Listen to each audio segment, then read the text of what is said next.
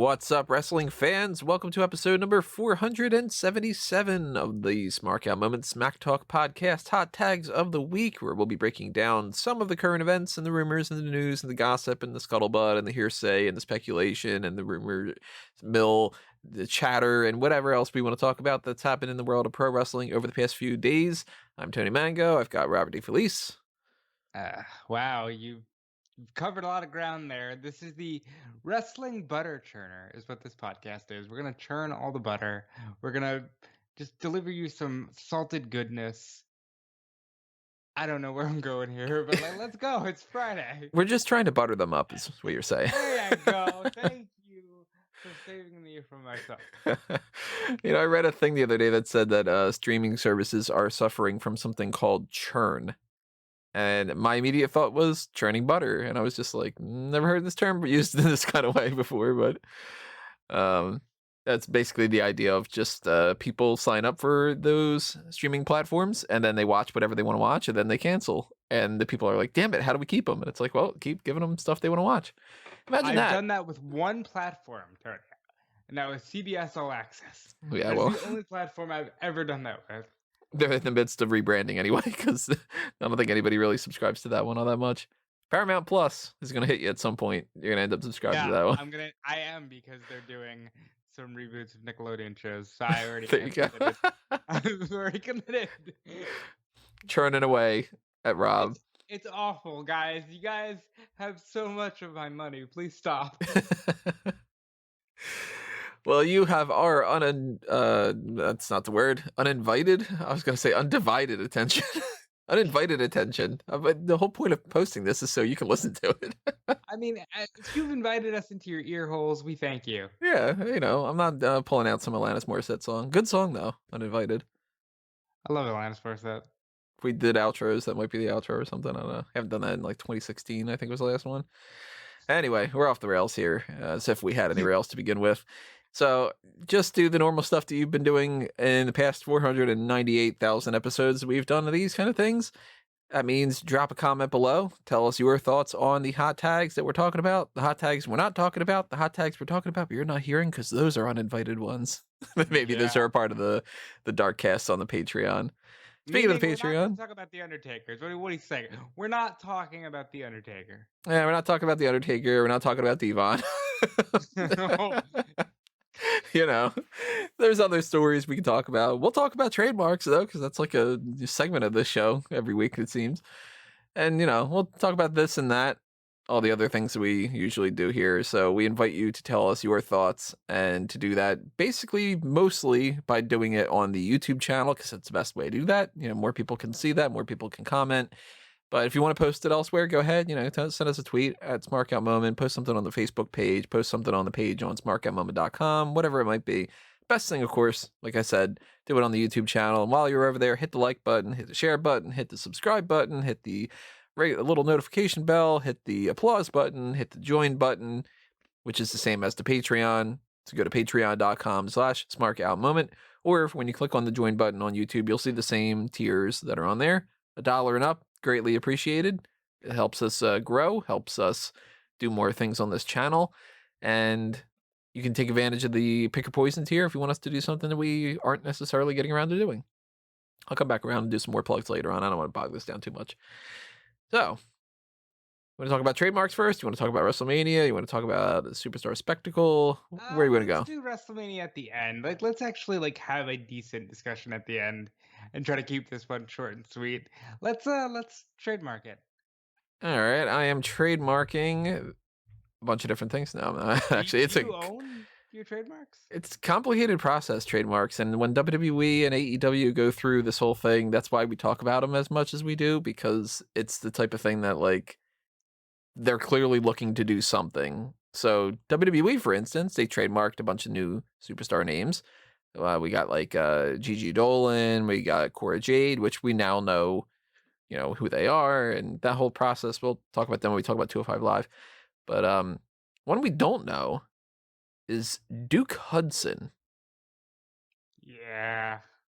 No idea who this is going to be. Usually I have maybe it's going to be this thing or whatever. Clearly I was 100% wrong with Nash Carter and Wes Lee. Yeah, you were. I told you. I Well, felt vindicated there. you miss 100% of the shots you don't take. Fair enough. If I would have gotten that, I would have been like, you see, I told you, crystal ball moment. But no, dead wrong. And I don't have the slightest bit of a guess for Duke Hudson. They just signed Anthony Henry, Maybe it's him then. I didn't even but know if they signed him. I like Anthony Henry's name, and he's got a bit of a, you know, although they seem to be going back to renaming people, don't you think? I don't know. See, some people they are and some people they're not. Like Dolan and Jade and whatever, sure. But Kurt Stallion was Kurt Stallion, wasn't he? Right, but I think that was more of like a holdover, because I think Theory and Stallion are the last two to keep their names. Because Gray changed his. Right. Or He Indy was too. what was he before? He was what is he now? He's August Gray. He was Anthony August Green. Gray. He's Anthony Green. Anthony Green. Okay. And Zoe Stark is one that's a change from Lacey Ryan. Lacey Ryan, which I'm actually good with the name Zoe Stark.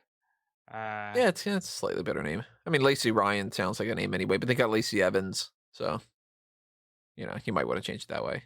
Not like Sure. they don't have another couple Johns and different things, Bobby something or others, but Duke Hudson. I would assume if they signed Anthony Henry, that's probably what that's for. But then again, we've gotten really a lot of confusing things with this whole Tian Sha and all that other stuff going on. I don't expect Duke Hudson to be on the maybe that's like the woman. Duke Yeah, Hudson. I don't expect that to be the case, but that's proven that even if we get the trademark stuff, we might not get like an actual confirmation of it for weeks. Right. I don't know. So far, I like the idea of people changing their names. Mostly because I'm starting to like the idea again of, okay, your WWE career is a different version of you, right? Like there's Daniel Bryan and then there's Bryan Danielson. Yes, that's the weakest one, but that's also one of the strongest efforts of showing the difference in career. Like Bryan Danielson's this rough and tough wrestler. Daniel Bryan's a little fun and goofy, and he says yes a lot. The name Duke Hudson is so generic that I Honestly, can't it sounds really. like if I didn't already know who Braun Strowman was, Braun Strowman would be Duke Hudson. Yeah, he could be a Duke Hudson. He looks like a Duke Hudson. I could picture a couple different people. I mean, I don't expect anybody to change their names like a Braun Strowman, obviously, and I know that you're not implying that either. But I could see Tyson T-Bone being a Duke Hudson. Why did I go with him out of the first option? I don't know. I don't know. Really? Listen, that was not what I was prepared to talk about. And listen, NXT UK guys could go for some renamings. Some of them could. Some of them are fine. I mean, one that we know could use a rename is Massive Dave Mastiff. Yeah, Massive Dave Mastiff. Telling you, Hunter. Well, I guess it's Sean that's in charge of that right now. Come on, Sean. We're going to start bugging him instead. Listen, Dan Volmeyer, I know you're listening. I need you to relay the information of Massive Dave Mastiff. Thank you. There's no reason why he shouldn't be Massive Dave Mastiff. We've talked about this a million times. People are going to be like, shut up. We get it. Well, WWE trademarked that. AEW has a trademark of its own. Battle of the Belts.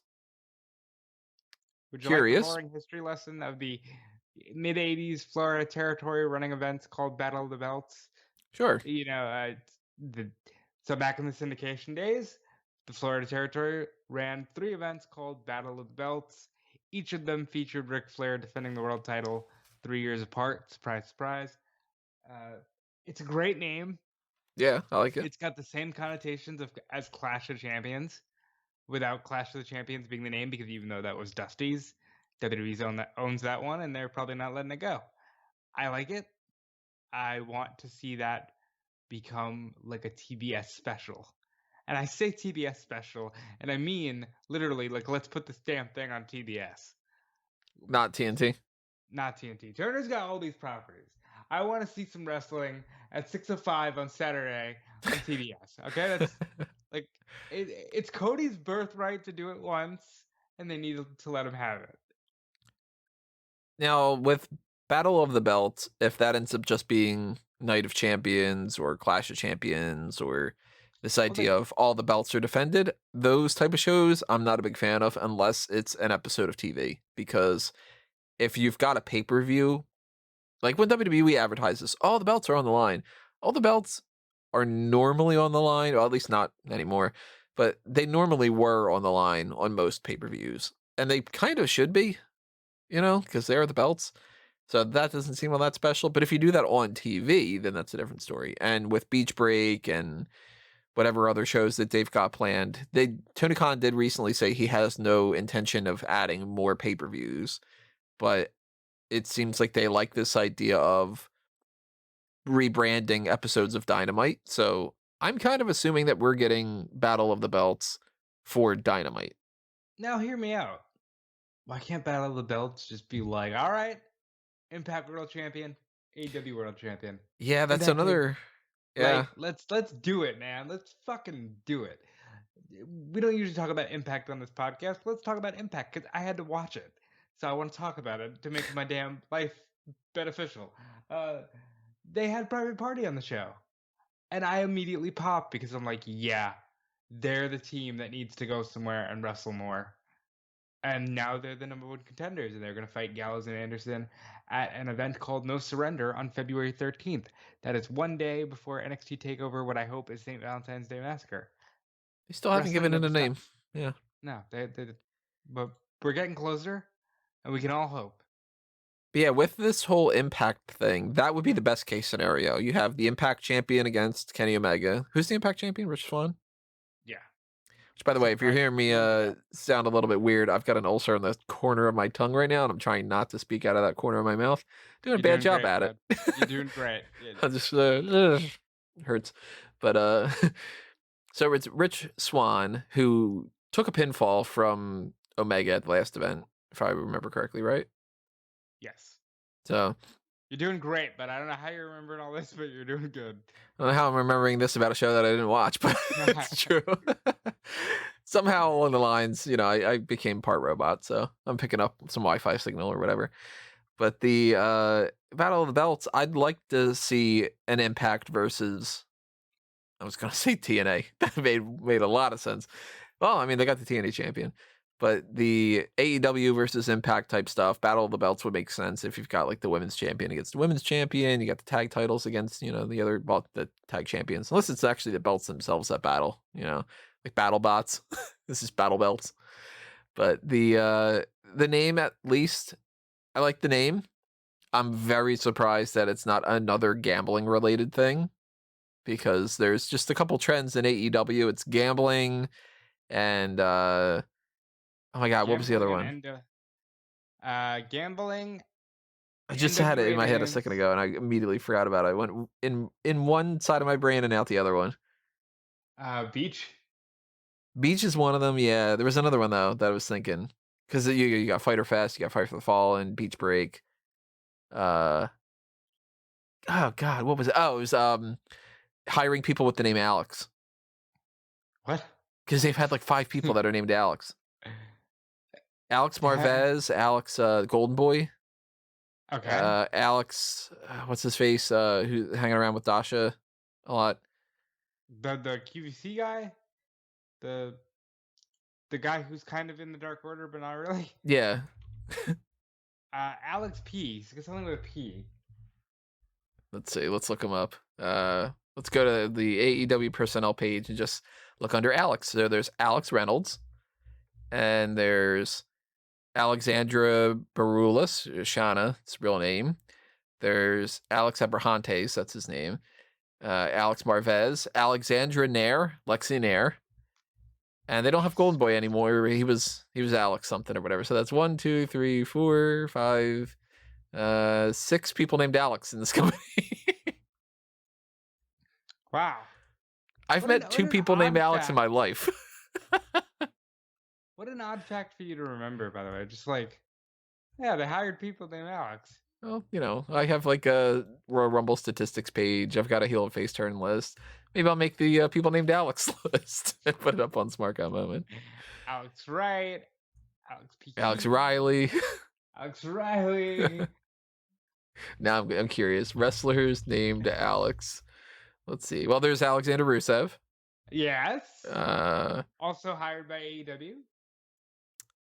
that might be it. Oh, Alexander Wolf. He just came back.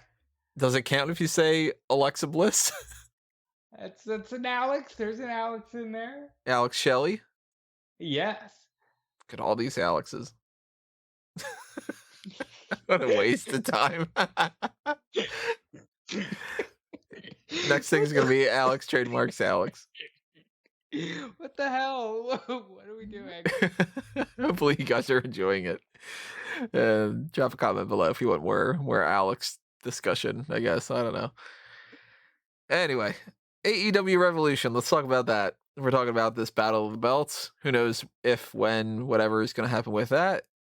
It seems like AEW Revolution might have a little bit of a change as well. They may be delayed and not on the February 27th date that they had originally talked about. It may be a week or two afterward, which It's the week after for March 6th.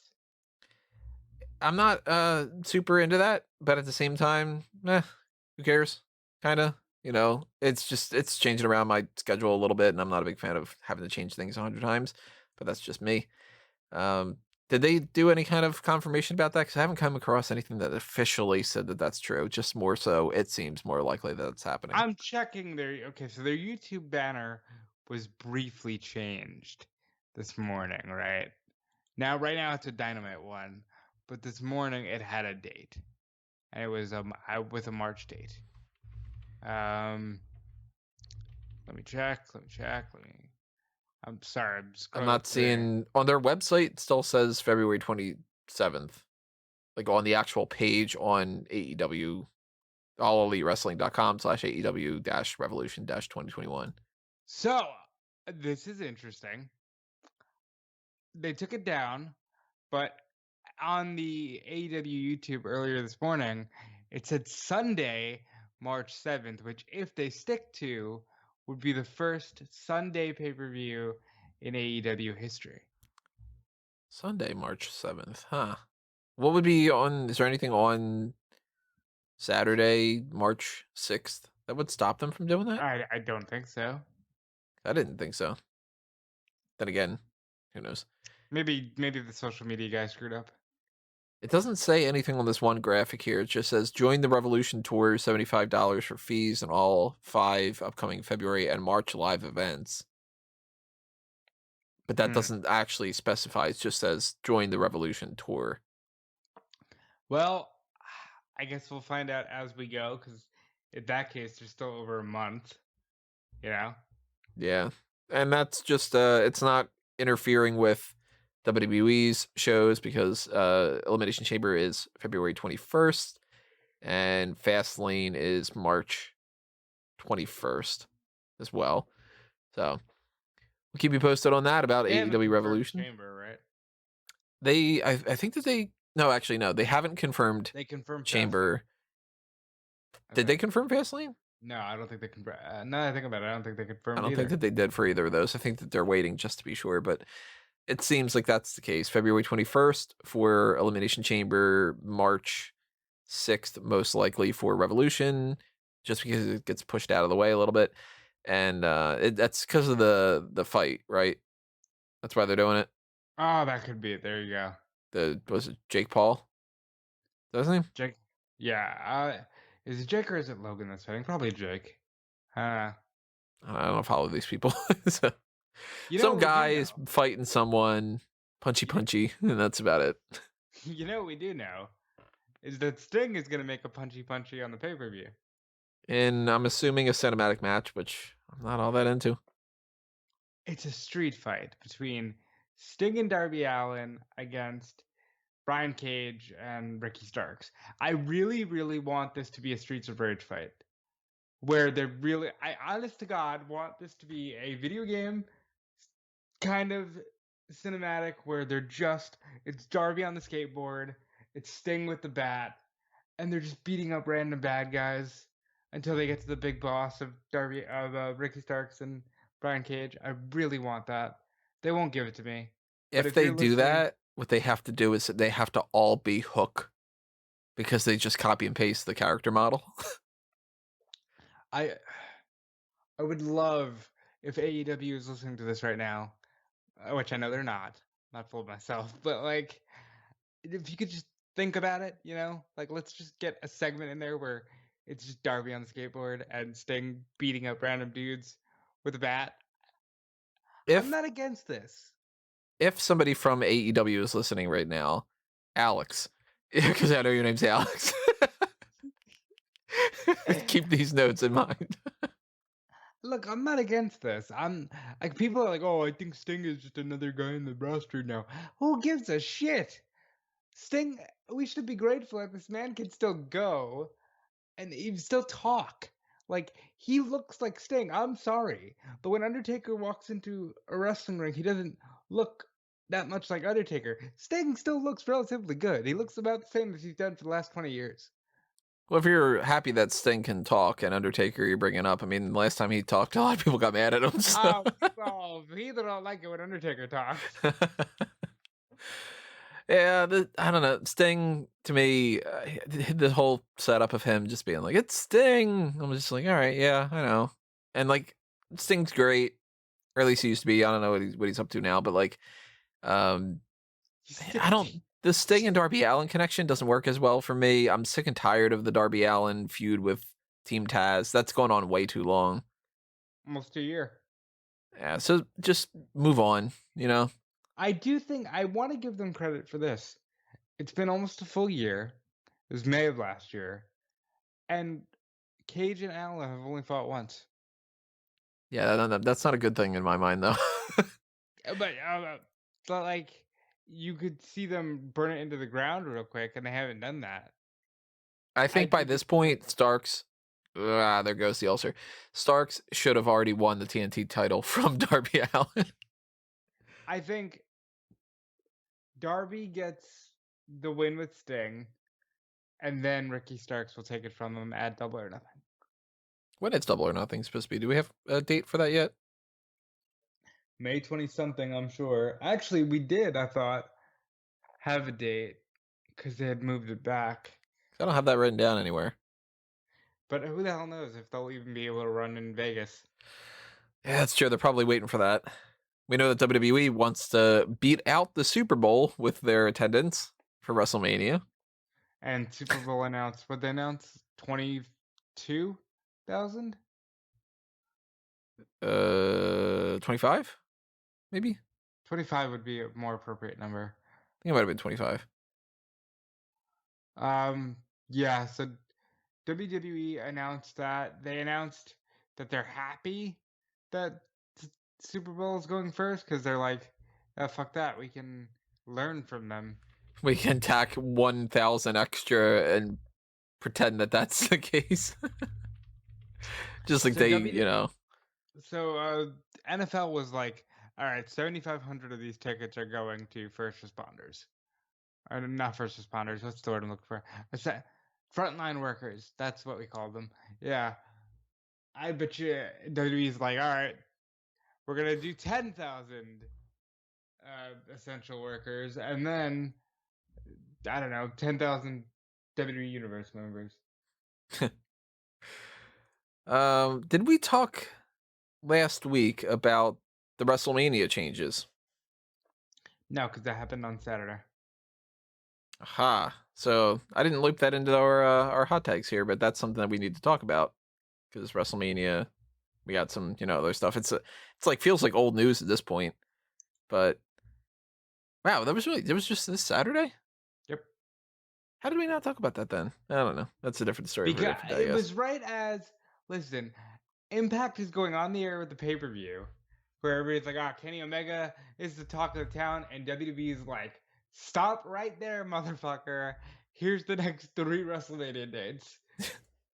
Amazing. So that I guess we'll save that for some of the other things. We'll get into that a little bit later on when we talk about WrestleMania 37 in general, but the Revolution thing is, possibly will change that. And NXT might actually have to change at some point to a new night.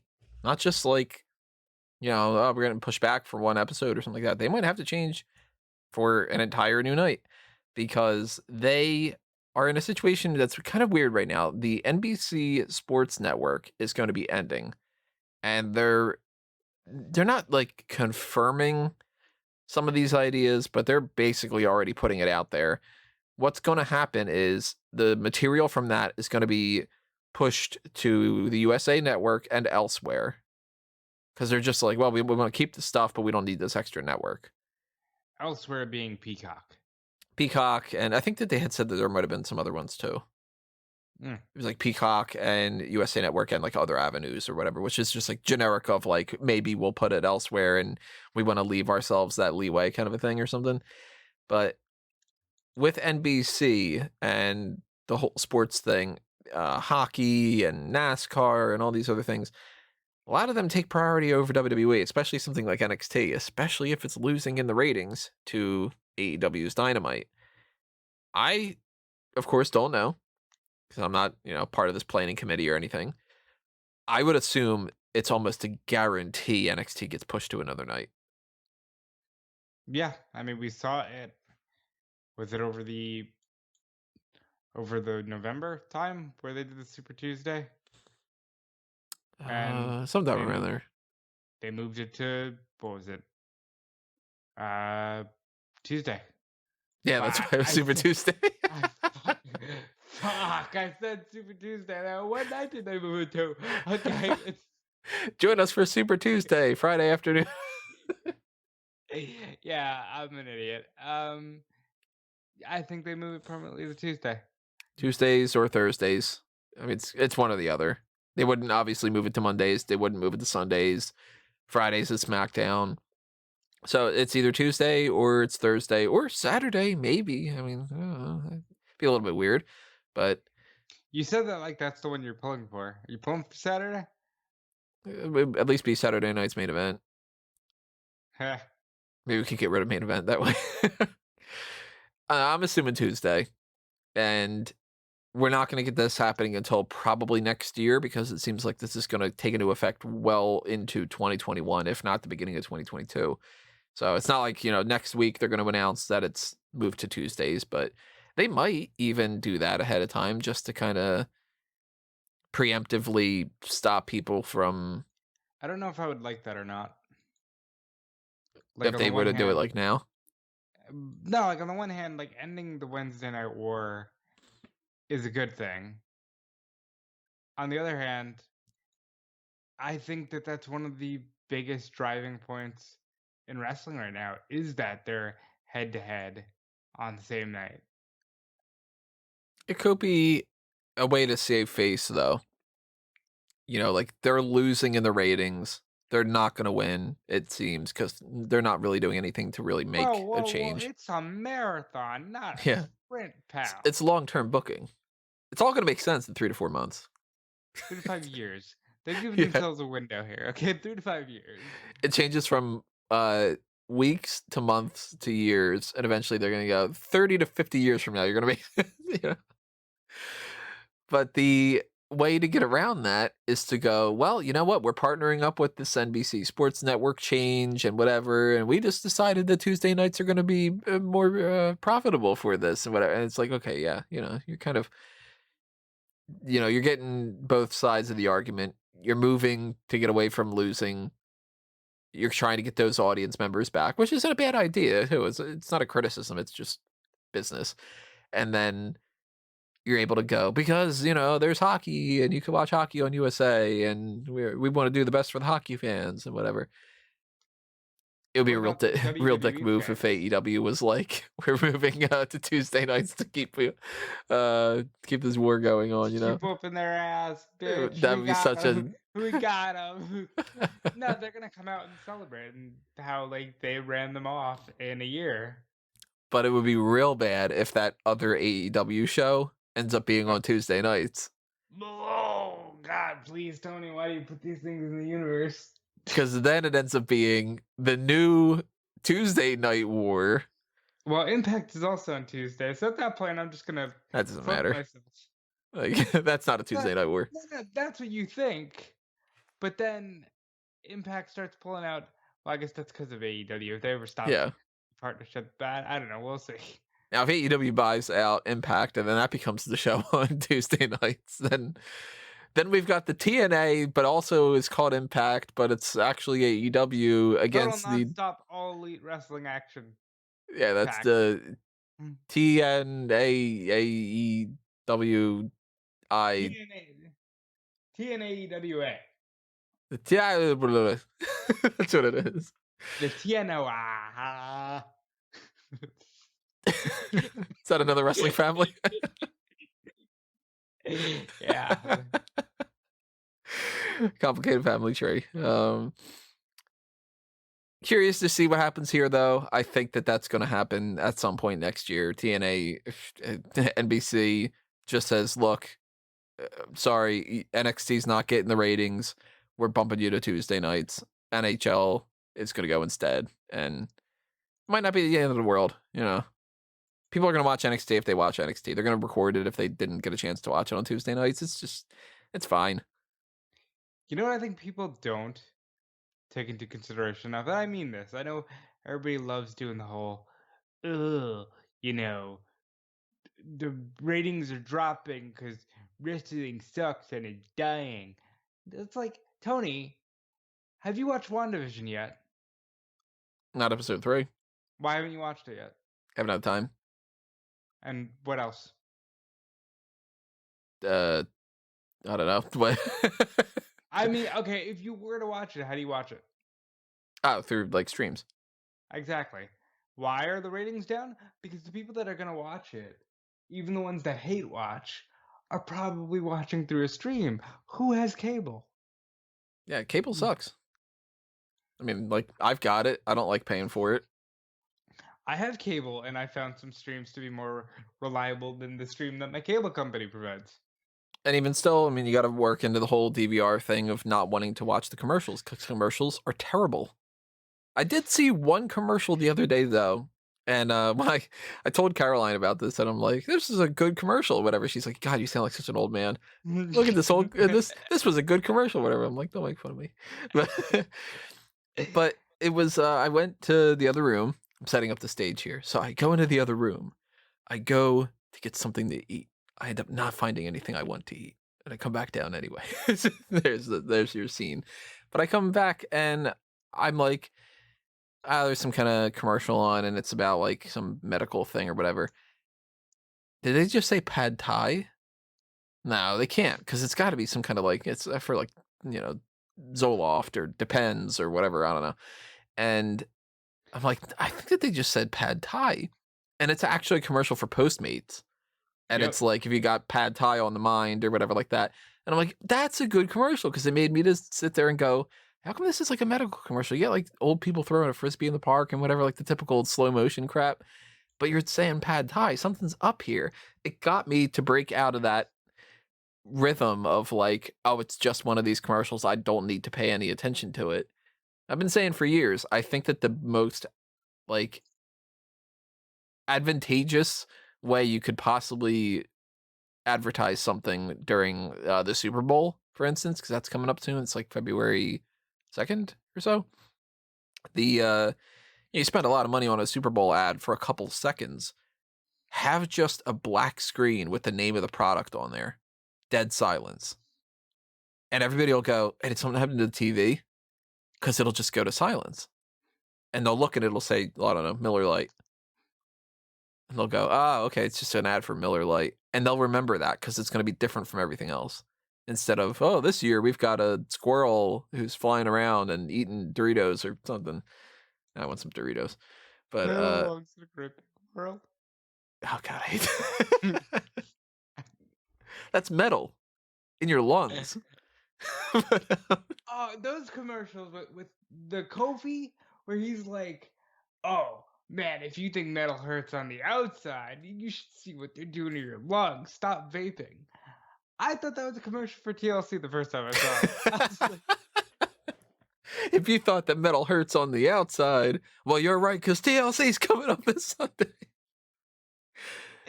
Kid's like, should I stop vaping? And he's like, oh, yeah, but you should also buy the pay-per-view. So my point being that I think the ratings suffer because like people make a habit out of tuning into AEW because they want to support. And you can't say that like, oh, that's not a thing, because people go out of their way to support what they deem to be their favorites. Like that's how people work now. Like I've seen people buy every single shirt Orange Cassidy puts out. You don't need that. Yeah, but I gotta support him. It's like, okay. Like that's just how people work. My point being, I think anybody who's watching NXT right now is gonna watch anyway because they're all watching on illegal streams or waiting for it to hit the network. Unless you are fortunate enough to have the crack team that Dana White has apparently employed Oh my god. to stop people from streaming.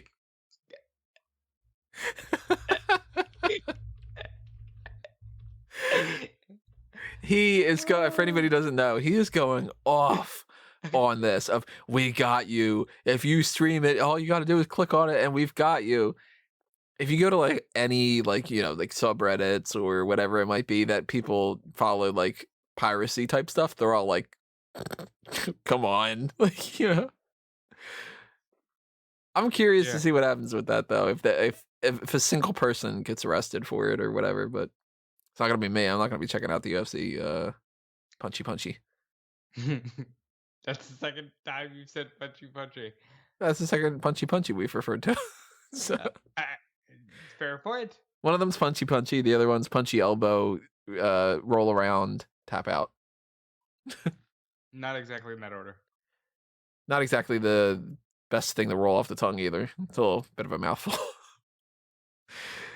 Anyway, let's move on here. We've got the Mr. Royal Rumble tournament. Let's talk about that. Oh. WWE put up this thing. You can vote, as they say, vote to determine the greatest Royal Rumble competitor ever. The greatest winners on the left side of the bracket, the Master Eliminators, which I misread the first time, as a different thing on the right side of the bracket. And we've got, 2, 4, 6, 8, 16 people that are in this. I think that maybe some other people could have been involved, maybe not necessarily the case. But it's all men. For anybody that's interested, the women are not in this tournament according to them, but that's only because they've had 3. So, you know, understandable. And that's probably because it's called the Mr. Royal Rumble tournament. That too. That makes a lot of sense. Completely went off my if it would have been Ms. Royal Rumble, maybe that would have been the case. Then again, Santina. Fair point. But you know, normally this would be the type of thing where it's like, so what do you think or whatever. I think we should actually go through this bracket and do the tournament ourselves right now. I think we should. Why not? This is we're not running long or anything right now. We're at 38 minutes or so. We're not doing it. So they've got under the left side where we got Stone Cold Steve Austin and Drew McIntyre. It is very much Drew McIntyre not winning that one. It's Steve Austin. Yeah. I don't think we even need to explain that. Drew McIntyre won 1. And Steve Austin won 3. Nobody else has won 3. Yeah. Steve Austin. We'll come back to Austin multiple times on this. I will say that Steve Austin is the only top superstar who's been in every Royal Rumble since he was eligible, from 1996 through 2002. What about he was in every single Royal Rumble? Well, he wasn't in 2000. That's only because he got hit by a car. If he was, I guarantee you, if he was there, he would have been in that Royal Rumble. There was Batista and John Cena. In my mind, John Cena wins that one. Yeah. So this is a tighter race though, because they both won 2. They're both about the same spaced out. So Batista 05 and 14, Cena 08 and 13. Batista actually is the only person to win 2 Royal Rumbles from the same spot. It's another little statistic you'll find on that page on smarkatmoment.com. That's a great statistics page, I gotta tell you. That's shocking. I would actually say Cena, but we're getting into like that weird territory of just because it's Cena, and I think his legacy is greater. I would say Cena Should not have drank and started to talk at the same time. I would say Cena, not only because he has a more memorable win with the number 30 win in 2008, but Batista was really crapped on when he won that second time around. And the first time he won, technically speaking, if you look at that footage, They Batista's both won. feet hits first. Yeah, I still think they could have gotten around that with by saying, "Hey, you both won." Yeah, they really should have. It's so stupid. But you know, even more interesting, they both had the same Rumble to Mania win ratio. Batista wins in '05, wins the Yeah. belt. Loses the next time around. John Loses in Cena 14. loses the first time and wins the second time. Good pairing in this first round. Yeah, They have the number same legacy. 4 and number 5 seed, and both of them lose to Austin. Yeah. So it's like a pat on the back. You lost in the quarterfinals or semifinals. Quarterfinals it would be. Yeah. There's Hulk Hogan and Triple H. In my mind, Hulk Hogan wins. Again, two guys who have won two. Triple H in '02 and in 14. Maybe the biggest distance in between Royal Rumble wins. 12 years? Yeah, I think that is, yeah. that's gotta be the record. Actually, you know what? I'd go Triple H over Hulk Hogan on this one because, you know what? Yeah, you got to go Triple So H over Hogan him. wins twice, but Hogan wins back to back. But I think Triple H's wins mean more because he wins the WWE Championship Right. and he goes on to win the main event of WrestleMania 18. He gets the title shot and he gets the championship. And on top of That's that, Triple H has a longer time in the Royal Rumble cumulatively, and he has scored more eliminations, I'm pretty sure. I would absolutely say Triple H. So Triple H beats Hulk Hogan out. Shawn Michaels and Randy Orton. I would go Shawn Michaels over Randy Orton. I think Shawn is more synonymous with the Royal Rumble than Randy Orton is. Randy Orton, I think his '09 win is one of the weakest wins in Royal Rumble history. And I think his 2017 win was almost inconsequential, even though he does go on to win the belt. It's exactly the word I was going to use. Totally inconsequential. Nobody fucking remembers that one. For that matter, both of his wins are probably inconsequential because in '09 he doesn't even win the belt. Yeah. He loses to the guy he eliminated in the Rumble. That's a trope that I can't stand. Have I talked about this? I feel like I've talked about this on the Mount Rushmore. That's a really annoying trope when you eliminate a guy in the Rumble and somehow they're the one you have to go through. Like Edge and Jericho. Like, great example. Even better example, neither one of Edge or Randy Orton wins in those scenarios. And that's really frustrating. I'll go ahead and say on this left side of this bracket, Austin beats Orton, Michaels, Triple H, Hogan. He beats everybody. It's Austin on the left. Yeah, That's how you see left side of the bracket. I would say so. I mean, Austin is in a lot of ways the Royal Rumble guy for the Attitude Era. On the Master Eliminators side, you've got Kane and Rey Mysterio. I think that this is one of the. I don't care if he didn't win. It's Kane. This is one of the ones that I think is more of a discussion because Kane had the most eliminations, but he never won. Rey Mysterio has the longest cumulative time, other than Jericho, and won at WrestleMania. So they're kind of 50-50 to me. I think I'd lean towards more towards Rey Mysterio, actually. But it's Kane.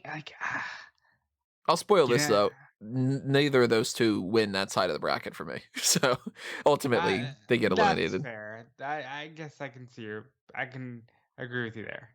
Now, I do think that either one of those can beat out Big Show or Braun Strowman, though, and Strowman beats out Big Show. Big Show never won, even though he should have in 2000. Well, why is Braun Strowman on this list? He didn't win shit. I can't recall a damn thing Braun Strowman's done in the Royal Rumble. He won the greatest Royal Rumble.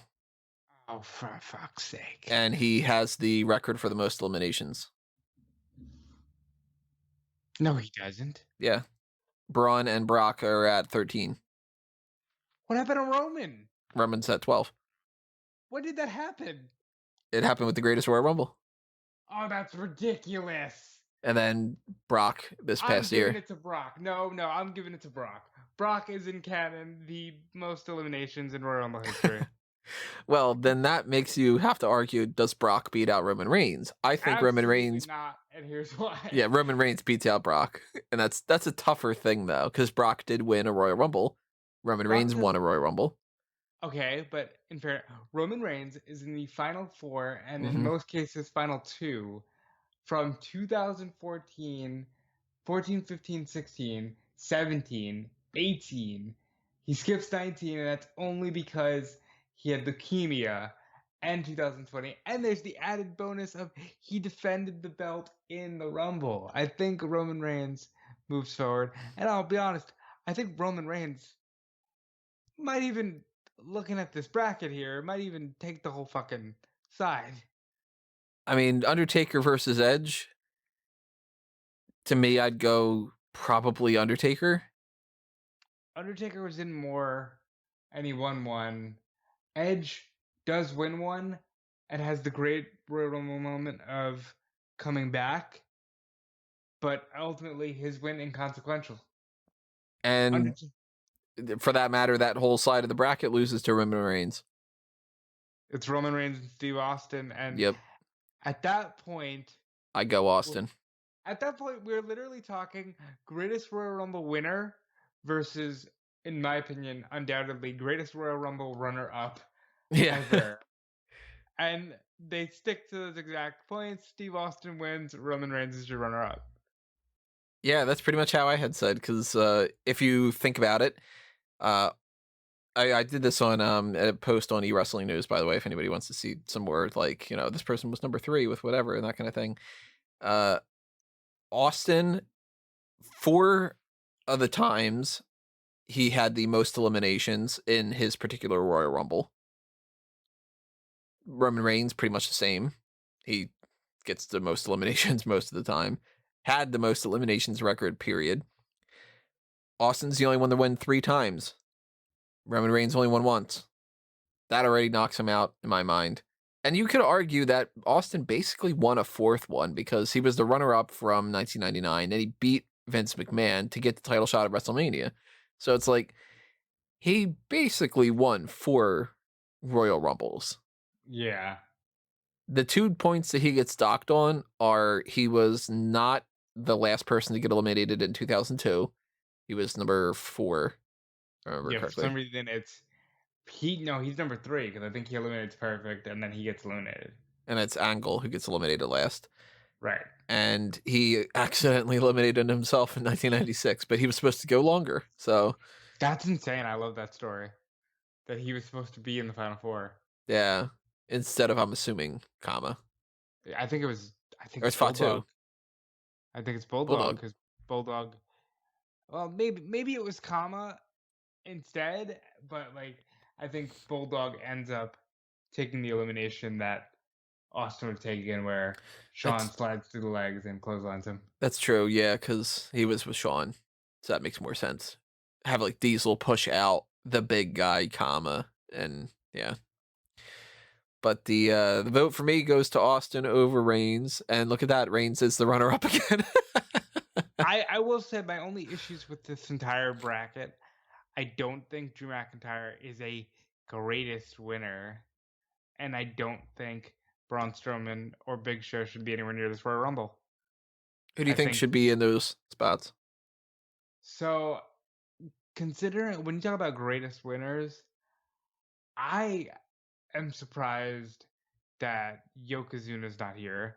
I'm surprised Ric Flair's not here. Considering, actually, as a matter of fact, I would give McIntyre spot to Ric Flair, and then for Braun and Big Show, I guess because they are who they are eliminator wise, you got to leave them there. But I would at least definitely give McIntyre a spot to Ric Flair. Because right off the bat, if you say Ric Flair versus Steve Austin, you're immediately going, yeah, but did Austin do 50 minutes in the greatest Royal Rumble ever? You know?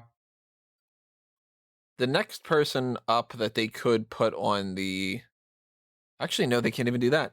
So, on the most eliminations side of things, Kane, Undertaker, as far as cumulative, Kane, Undertaker, Michaels, Austin, Big Show, Roman Reigns, Triple H, Braun Strowman, Hulk Hogan, Randy Orton, John Cena, Brock Lesnar, Edge. You already have them elsewhere in the tournament, so they really they ran out of options on a lot of those things. I guess I'm still mad that like Yoko's not here. Yoko's a big boy. How many people he eliminate? Yokozuna, it Pretty was fast. in 93 and 96, only in 2, but like he that man. eliminated 7 in 1993. Oh come on, That was the most for that year. He's gotta be above the Big Show, right? Like, Well, Big Show's been in more Royal Rumbles, so that's why he's got more. Wait, don't let facts get in the way of a good story here, Tony. So now I'm looking at the list. I got my 8-page or whatever Google Doc of all my statistics and everything, which was a pain in the ass to set up, but it's been very useful. The total eliminations, it seems.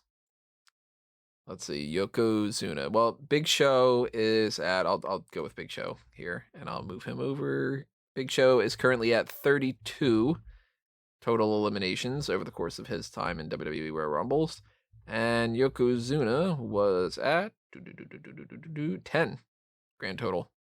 He eliminated 7 in 1983 and 3 in 1996. Wow. Pick a name. Since I got this open, pick a name. Who do you think? Who's interesting? Who do you want to know? Let's go with Rikishi. You got Rikishi on there? Oh, I got everybody on there. Rikishi is at 12 eliminations total. Let's go with Thurman Sparky Plug. See, he should be under Bob Holly. It's weird when people have like multiple names because then I have to pick one name for them to go by. Wow, he's only eliminated 5 people. 5. That's very shocking. 3 of them in 1994, 1 in 2005, and 1 in 2007. Man. That's very shocking. Come on, Bob. Come on, Sparkplug, start your engines. What are we doing here? You got that intimidating ass name, you know. You got the Big Boss Man and the British Bulldog and Yokozuna and Thurman. Mr. Plug. Oh, God. Yeah, so we are going. Mr. Royal Rumble is Stone Cold Steve Austin. Who knows if our perception changes this year based off of something else? I don't know. Maybe Shinsuke Nakamura eliminates every single person, and we end up going, "Oh shit!" You know, highly doubt that's going to happen. That'd be a great Royal Rumble moment. Really quickly, I'm going to toss out a plug because I forgot to do this earlier. Fanboysanonymous.com. Check out what we've got going on there. Rob mentioned WandaVision earlier, and that's when I was going to do the plug, and I totally forgot about it. But we have done a WandaVision First Impressions thing on the Patreon for that. We've got the Mulan fan tracks. That's going to be posted on Monday morning, if I remember correctly. And we have started posting the first episode right now is up of the James Bond retrospective, A Review to a Kill. So check out episode 000. And every Friday morning, I'm going to have a new one up because we've already recorded up through Goldfinger. So we've got a couple of weeks. And, you know, we'll take care of Thunderball probably on this Sunday and kind of roll along there. So if you want to join us on that journey, go ahead and do that over on fanboysanonymous.com. Check out everything else that's happening there. Of course, movies are getting pushed back over and over again. We know that the Bond film has been pushed back again to October. And some of the movies that are going to come out, like the HBO Max type stuff, I'm sure I'll do some review point stuff there for like Godzilla vs. Kong or whatever else there might be. Oh, the Suicide Squad, you know, with Suicide Squad's one of them. Maybe Dune. I really don't know too much about Dune, but Batista's in that? Yep. Huh. So, yeah, stay tuned for those kind of things. And if you want to check out anything else that's happening there, just go to fanboysanonymous.com, follow all those accounts, subscribe to that YouTube channel, blah, blah, blah. You know the score. You know what to do. Check out the merchandise shops as well, TeePublic and Redbubble. There are not only shops for Smark Out Moment, but also Fanboys Anonymous and things for A Mango Tees. Check them out. So let's move on to another hot tag here. Let's go to Superstar Spectacle. That hurt. The Superstar Spectacle spoilers. I'll say that slowly. We know what happened there. If you don't want to know what happened, you are part of the rare group that's like, I really want to know what's happening with Superstar Spectacle, but I want to watch it live. Then don't listen to us for a few minutes. But I'm pretty sure that nobody really cares all that much. And if you do, earmuffs. We're going to speed through this pretty quickly because we're actually going to watch it on Tuesday morning and then do like a post show of some kind. I got to be honest, I do not like the sound of what this is. It does not sound like something that I'm going to enjoy all that much. Well, why? Like, what about it is so unappealing to you? It just seems bland as all hell.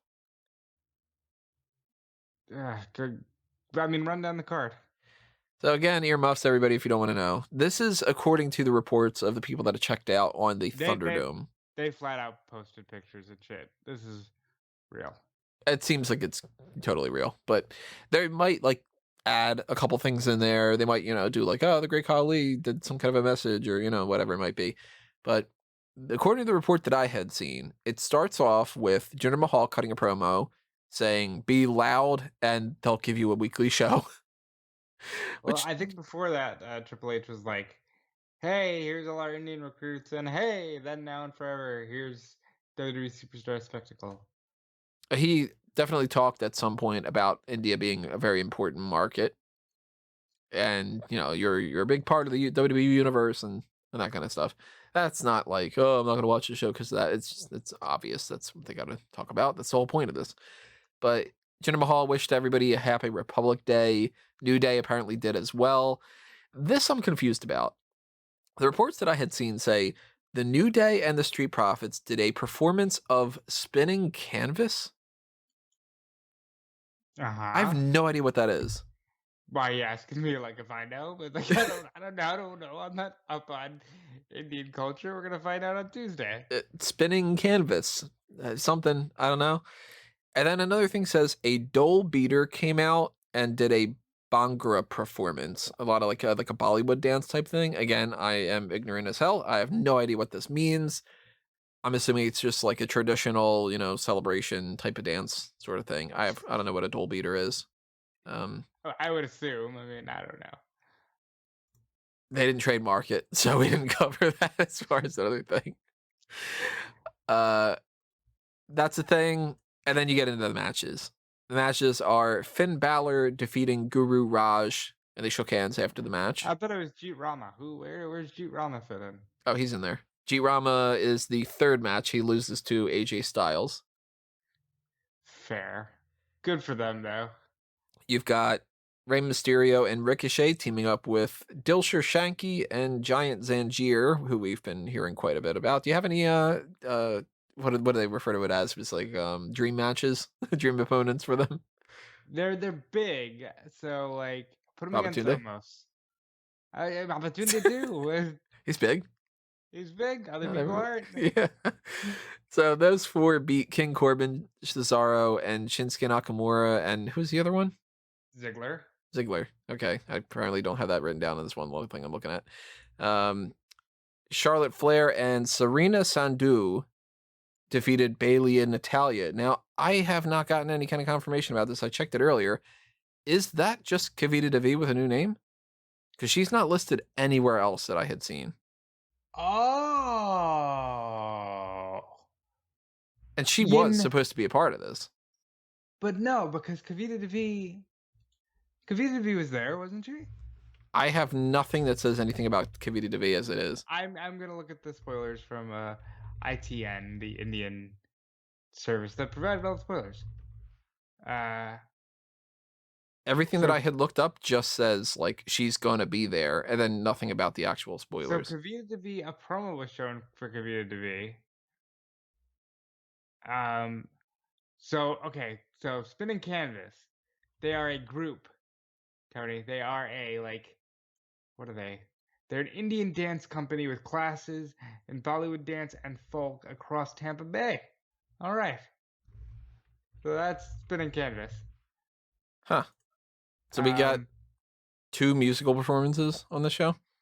Kinda, yeah. So now I'm seeing a picture of Serena Sandhu. That's definitely not Kavita Devi. Kavita Devi, yeah. Okay. So, all right, that clears that up. Kavita Devi can get on WrestleMania, but you can't get on Superstar Spectacle? What happened? Yeah, what is going on with that? That's weird. Huh. But we get that, and we get Drew McIntyre and Indus Sher, who we have not seen in a long time, beating Jinder Mahal and the Bollywood Boys. That's a mistake. I'm sorry.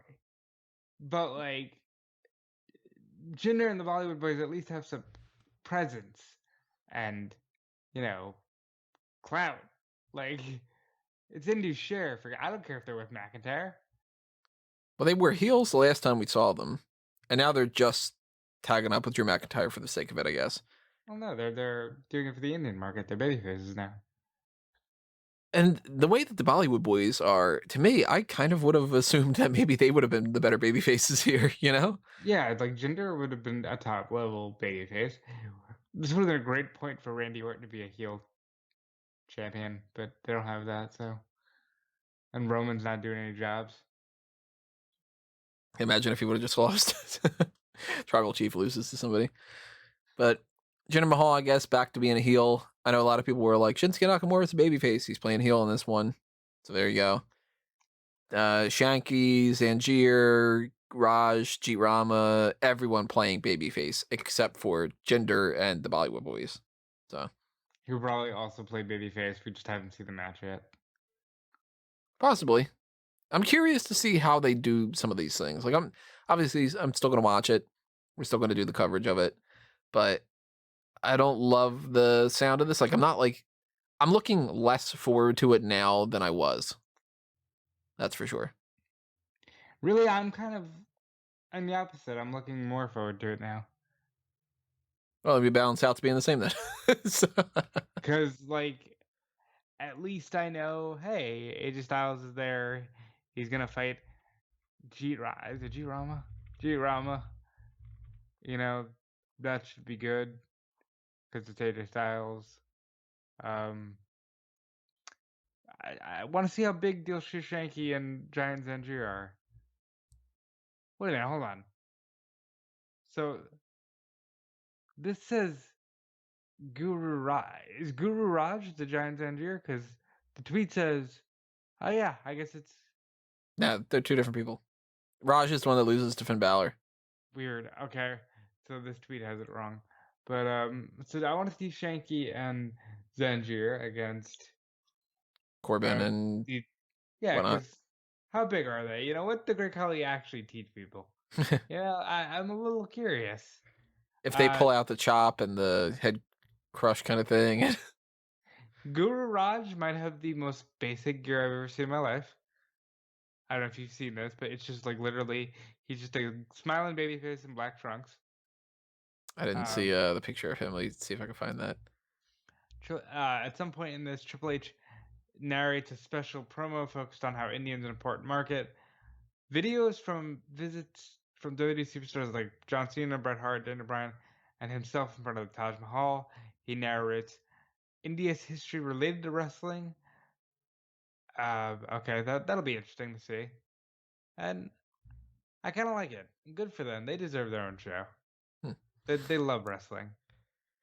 I'm glad they're getting a show. I'm hoping that the matches are good and everything, but we'll see on Tuesday morning when I'll probably be completely brain dead because I probably have not slept. But those are your Superstar Spectacle spoilers. We will now move on to another thing. So if this whole time you've been sitting there going, oh, I don't want to hear it, like covering your ears, then you can stop doing that. And I don't know why you'd be able to hear this right now anyway, but go ahead, listen now.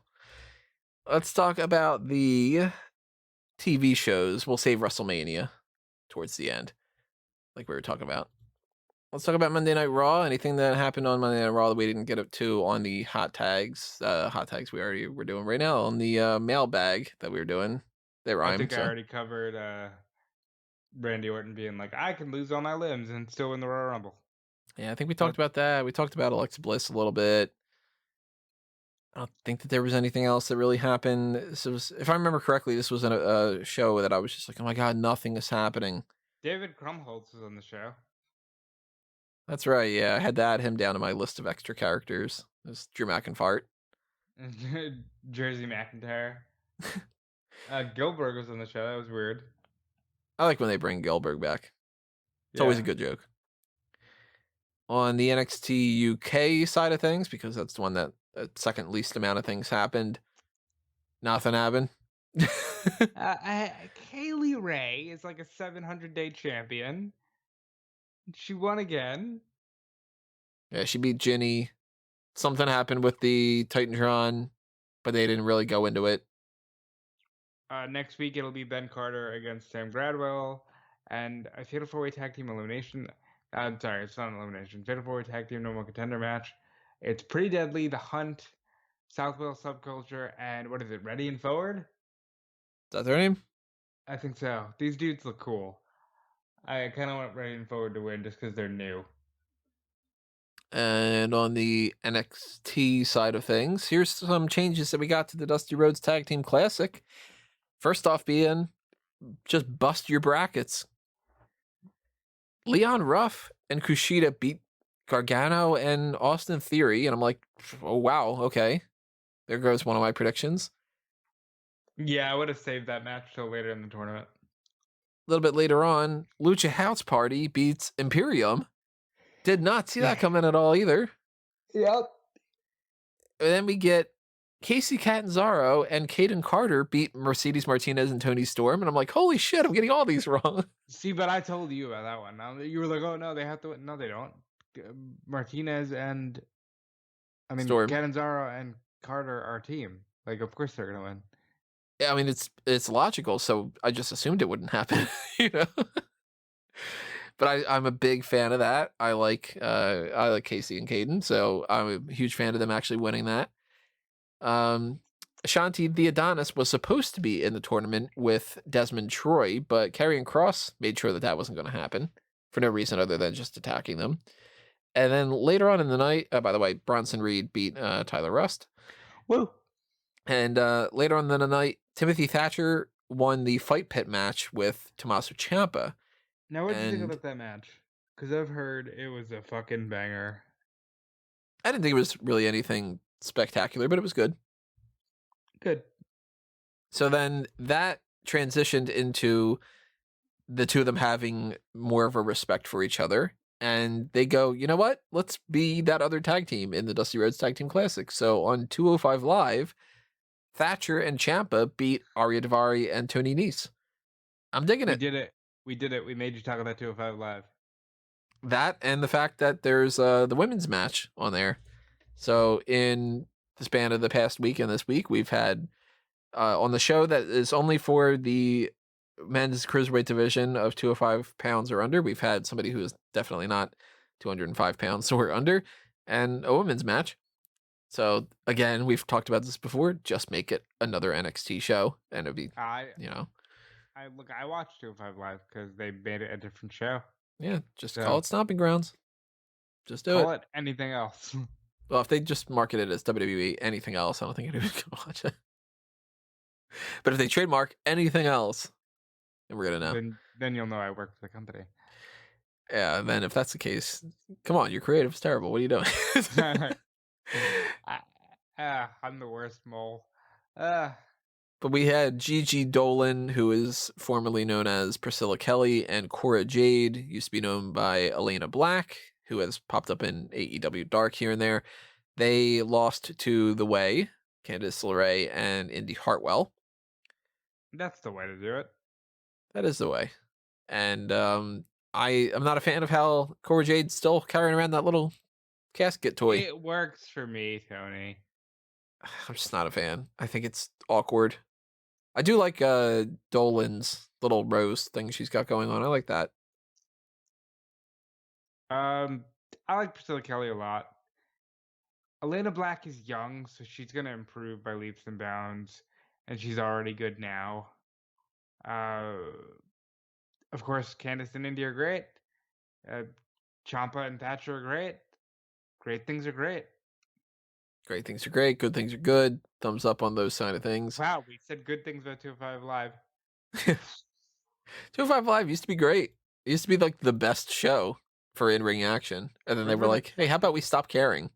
Remember that no holds barred between Ali and Murphy?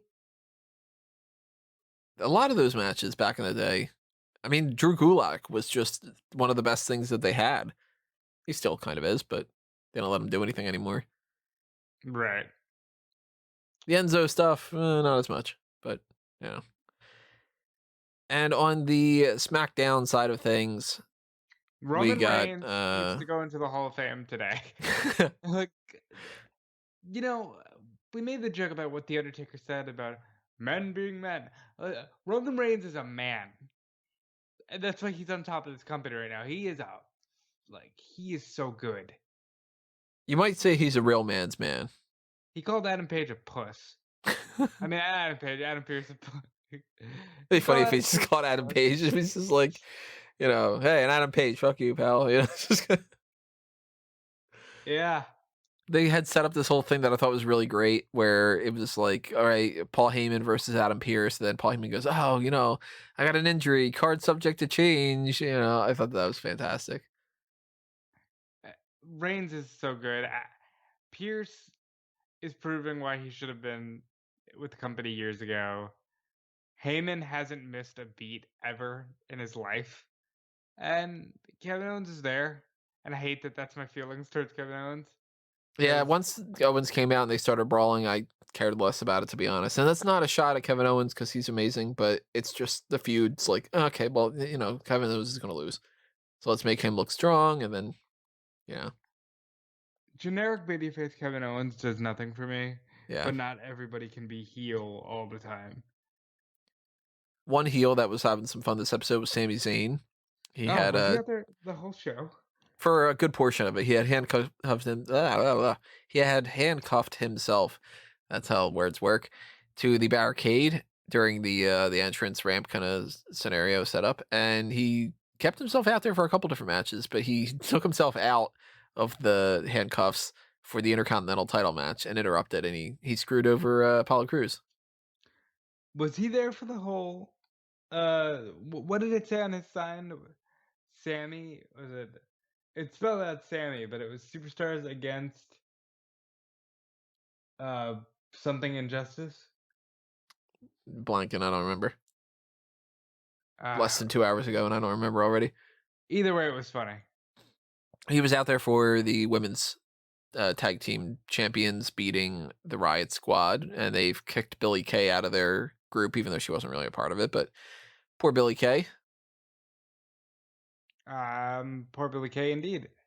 And you know what? I think she'll be fine as soon as they just go, just put her back with Peyton. Just just do it. Who cares? Yeah. Daniel Bryan had came out and talked about how he needs to win a Royal Rumble because he's never done that, which we've talked about before. And Cesaro said, "Hey, fuck you, pal," basically, and Dolph Ziggler So said, he's "Hey, fuck you both." basically so he's basically gonna win the Royal Rumble. And as the biggest what's it to you, just like slap in the face to the audience. Hey, we gave him the Royal Rumble win. You weren't there to see it. Nah, Right. nah, nah, nah. Like, come on. Unless it ends up being that he's number 2 and whatever, then like a John Cena comes in and wins. But I prefer that. 'Cause it's just like that's so weird. Cesaro beat Dolph Ziggler. Then we had a fun match with Sasha Banks and Reginald Thomas. I And like that intergender wrestling happened and it's not like blowing up my feed. Like WWE did an intergender match and nobody's like, hey, they fucking did it, finally. my takeaway wasn't even the fact that it was an intergender match. It was just, It hey, was fun. Reginald's great. Yeah, he's good. Like, What was he before? he was Akeem Young. Like, did he do anything before WWE or Well, he was he, legitimately Cirque du Soleil, right? yeah, he was. And he came into WWE. His real name is Sidney Bateman. And they changed it to Akeem Young. And he was on one episode of NXT that I can't remember, where he was one of Thatcher's students. And then they Mm. put him in this small EA spot. And they keep calling him Reginald, but on Twitter, he's Reginald Thomas. So I guess that's that whole can't have a second name, that kind of thing. But he is just bouncing around the ring all over the place, and it's fun as hell to watch. Yeah, he's really, really good. And Sasha's the best. We had some good back and forth between Michael Cole and Corey Graves throughout this episode. I liked their commentary. Graves is Graves, coming into his own. Graves was like, how, when you used to chain yourself to a tree, and Michael Cole was like, "Are you dating me that bad?" Like, whatever. And Liv Morgan at one point when she was wrestling, Michael Cole was like, she hits Morgan in the live section, the mid section. I got it, like kind of thing. Like sort of like, um, They're good. they did a whole thing with Street Profits wanting titles rematch, and Sonya Deville's like, "Well, you're injured, so let's wait for that." Bianca Belair beat Bailey in the Ultimate Athlete Obstacle Course Challenge. So she lifted Otis, Yeah, and that was about all that Twitter could talk about. She lifted Otis because she's a beast. I gotta say, I didn't see that part coming. Her lifting Otis? I mean, once they introduced the Otis thing, I'm like, okay, she's gonna lift him. But like when they had Chad Gable out there, it didn't come to my mind that it would end up being like, okay, well, you can pick up Chad Gable and you're gonna have to pick up Otis. So I like that little touch. That was neat. Yeah. Bianca Belair is freakishly strong. She's a great athlete. She's She's just great. amazing. And King Corbin beat Dominic. So Decent match. that's I just a don't care match. about the Mysterios. Yeah, it's just a thing. It happened. The end. There's nothing really to it. But let's talk about WrestleMania because we're Which at one? a 37, 38, or 39? yes. Okay. So it's been a while. It's old news at this point, but they did announce some changes to WrestleManias coming forward.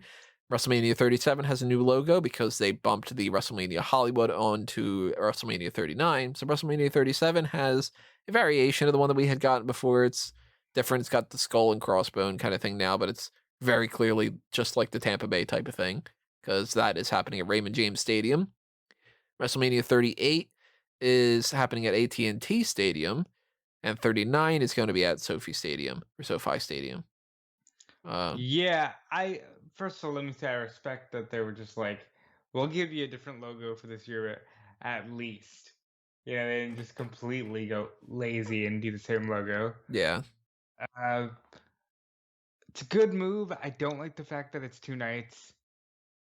I do like that the other two aren't two nights. So maybe that's to say like, no, this will be the last time we do that. I'm assuming they assume, look, it's got to be back to normal by next year.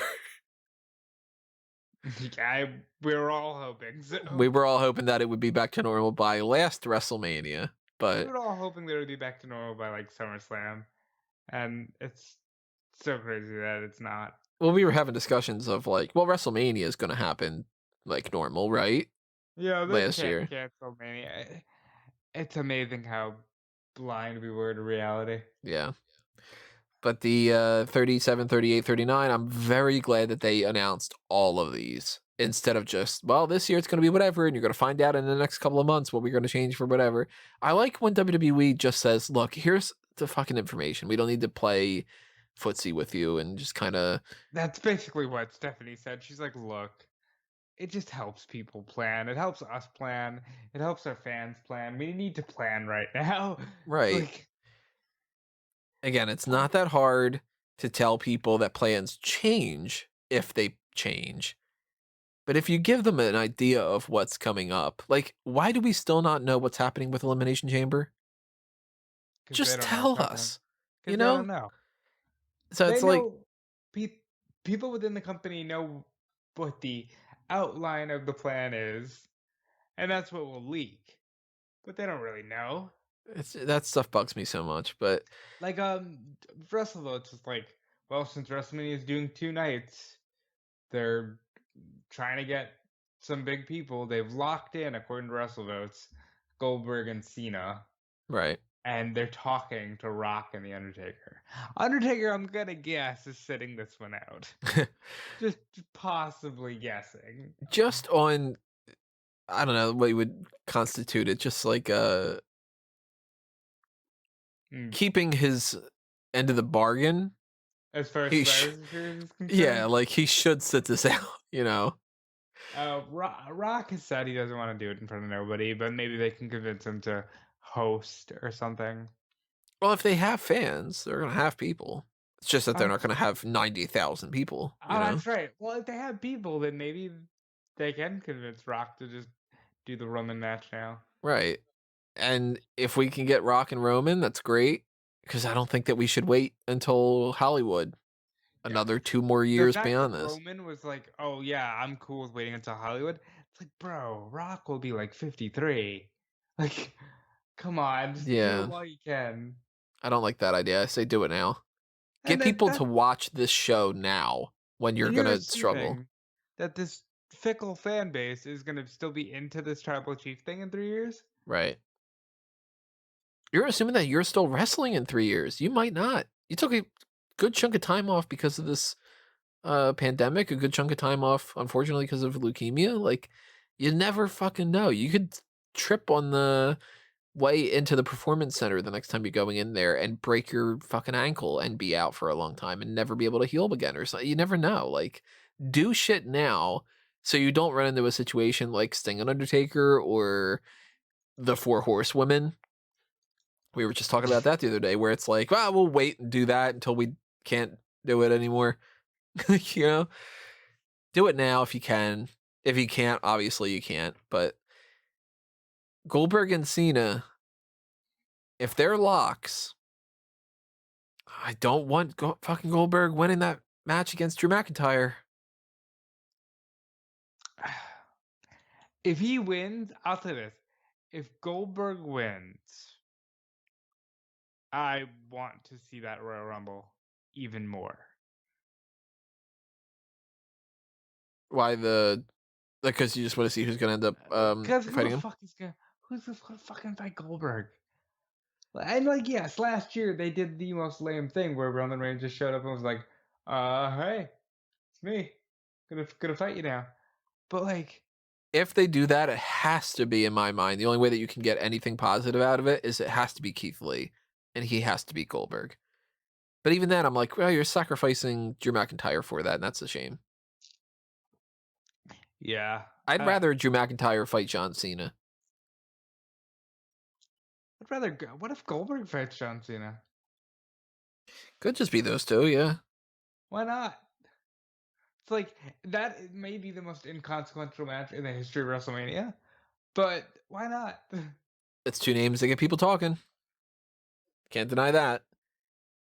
If you've got like Edge versus Orton, McIntyre against whoever, maybe Or Sheamus, maybe what if whatever. it's the swerve of swerves, and like you have Bray Wyatt and Randy Orton stare each other down, and then immediately the next two are Edge and John Cena, and it's like, oh, you thought we forgot last year? Like, no, we're gonna fuck you up now. We John Cena vanished into thin air. Yeah. Like, we don't know what happened to John Cena last year. Well, he turned into the guy who does the report of WrestleMania. Yeah. Yes, he was Hugh Can't See Me. Yeah. So that's why we haven't seen him. Oh, well, I hate that. Continuity. Imagine if that was the case. If like week to week they do these terrible things where they don't remember what happened, yet somebody kept track of that. Telling you WWE, you could keep track of things a lot better if you hire me. I'm just saying. Realistically, I know that you're probably not feeling the Rumble. This might be one of the most exciting events all year. Like I've seen literally in the last 12 months, just because I don't know what's gonna happen, and the added event of there's no fans makes it interesting. Because who are you putting over in these uncertain times? Like, I'm very interested for this one. I'm very interested. I'm just nervous. That's the problem. When It I can have always just no be idea Bryan. what's going to happen, I start going into all these directions of, oh God, how are they going to screw this up? Yeah. Oh, Cain Velasquez comes out and It could happen. You never really know. Goldberg and Cena, though, if they're locked for WrestleMania, my ideal scenario would be they're both fighting other people and putting other people over, and neither are involved in the title. If one of them has to be for the title, I want it to be John Cena. yeah, I can live with that. I'm ready for John Cena to be number 17.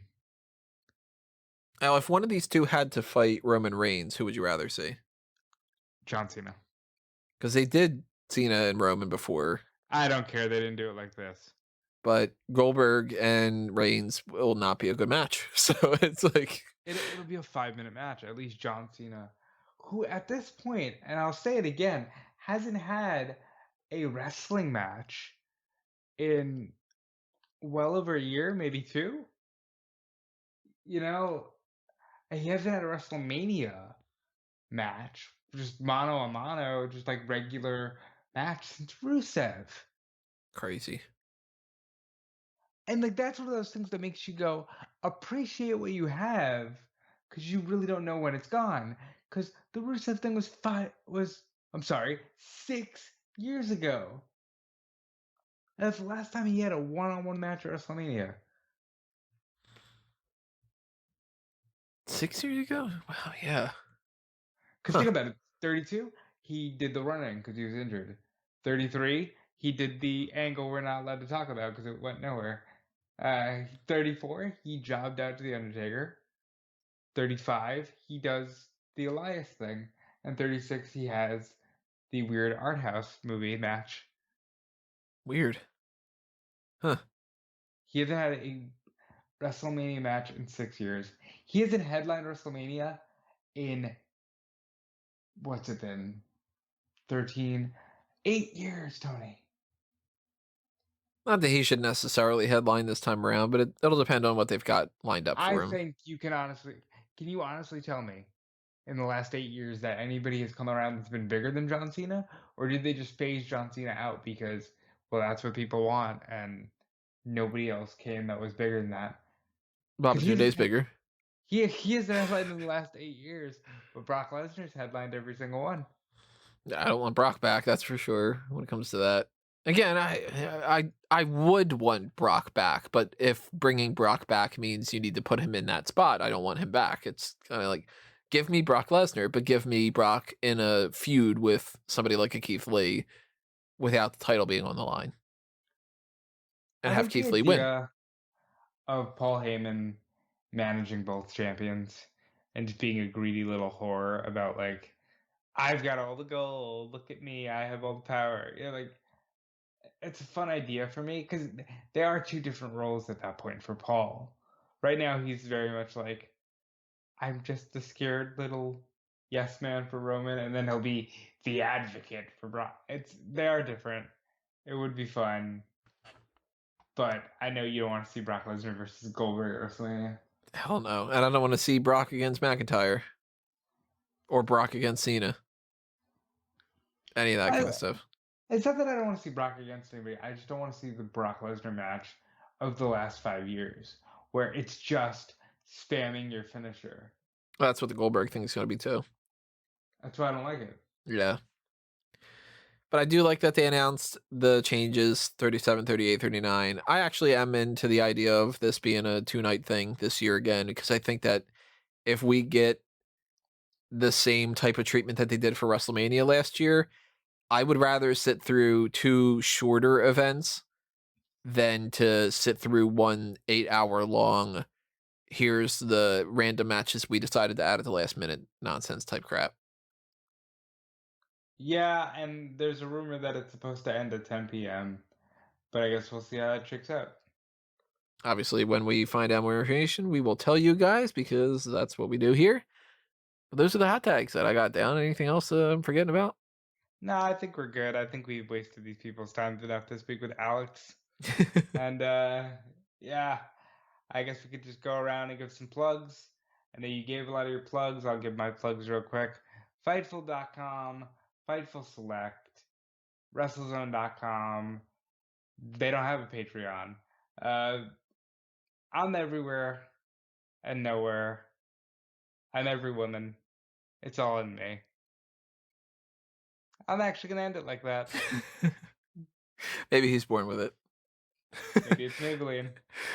You can find me all over the place here too, as well. Obviously, Smark Out Moment stuff's on Smark Out Moment. Fanboys Anonymous stuff's at Fanboys Anonymous. I got stuff on eWrestling News. I got stuff on Bleacher Report coming up soon. I'm going to be doing on both sites and elsewhere. Probably, I don't know. I tend to write the same articles a bunch of times, but I'll have predictions for who I think will get the most eliminations in both Royal Rumble matches, who will last the longest, who will get eliminated the quickest, who could be surprise entrances for both those feuds. I'll do my usual breakdown of Superstar Spectacle, of course. We'll get into the Royal Rumble stuff next week when we get into the predictions. We'll talk about the Royal Rumble post-show stuff when it comes to the Royal Rumble post-show. And then we'll roll along here throughout the rest of January, the rest of February, and the rest of the year. We've got many more pay-per-views coming up. Takeover is coming up pretty soon. Elimination Chamber, Revolution, Fastlane, 2 nights of WrestleMania. Eventually, after February something or other, and once we get into March, we're going to get into the Smark Madness tournament. So if you got any ideas of what you want to see for that tournament, let me know. Take that into consideration over the course of the next couple weeks when I'm setting things up. We'll do another call to spot Let's do for. best WrestleMania matches. Like, let's do, let's do some WrestleMania related thing. We could probably do something based off of that, yeah. I don't remember what notes I had from the last time around. I'll have to double check. I know one of them was that people were talking about was best managers of all time. I know one that people were interested in was best entrance theme. There's other ones that we could maybe make more of a discussion for Mount Rushmores rather than tournaments, but Entrance theme feels like a Mount Rushmore to me. that could be one of those. In any capacity, if you got any ideas, drop them in the comments below. Tell me what you think. At some point, we'll probably do Hall of Lame. We'll probably do Wrestling with the Past for the Hall of Fame people that we didn't get to do last year, and they're going to carry that along this year. Blah, blah, blah. You know where to find us. And if you subscribe and you follow us and all that, then you'll be aware of when the next thing gets posted. That'll be the next Paul Heyman SmackDown podcast coming up on That's 24 right. hours from now or something. I'm sorry, Callum. I forgot to plug that. Edge versus Shelton Benjamin in a great match. Kurt Angle versus Rey Mysterio in a great match. Hulk Hogan returns. Undertaker is Undertaker, and people are less surprised. And yeah, that's 2003. So that's happening next, and then everything else. And we'll see you when we see everybody. But for now, this has been another Smark Out moment, and we're being counted out.